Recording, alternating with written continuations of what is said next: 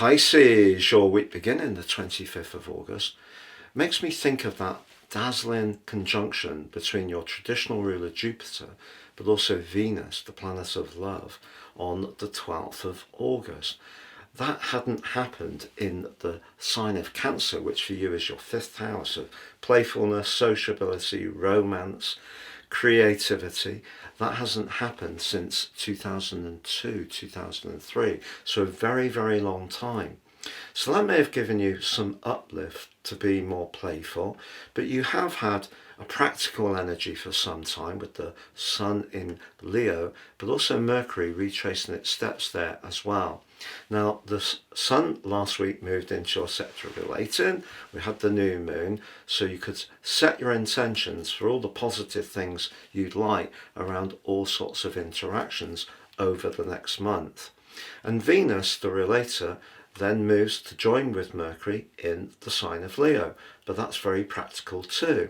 So what do we make of all of this? Particularly because Pluto and Saturn and Uranus are all feeding into that Sun position at the start of this week. Well, I feel if you're not enjoying a relationship, it could be a quite testing week, to be honest.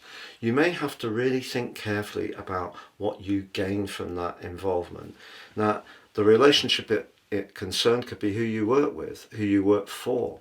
It could be people who work for you. It may not necessarily be in a romantic dimension, although it certainly can be.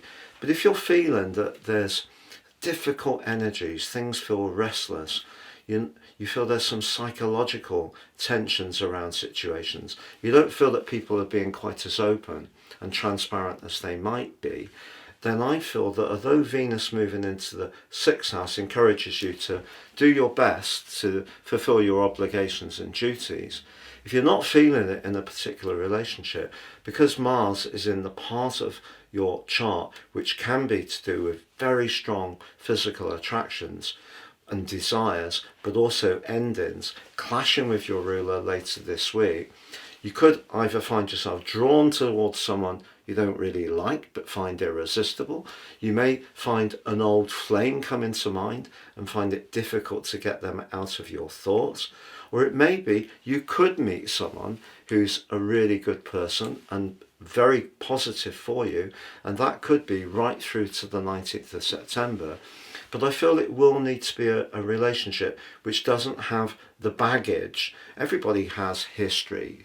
You know, when people say, I have no baggage, everybody has a history.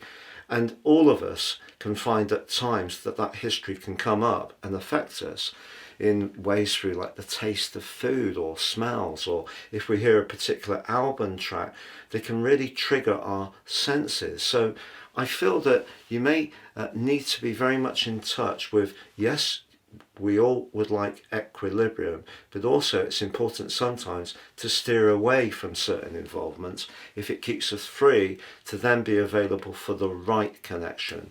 But if you are really experiencing a bumpy time, and however much you try, it's difficult for the other person to appreciate what you're offering, I feel that you could be reconsidering that involvement this week.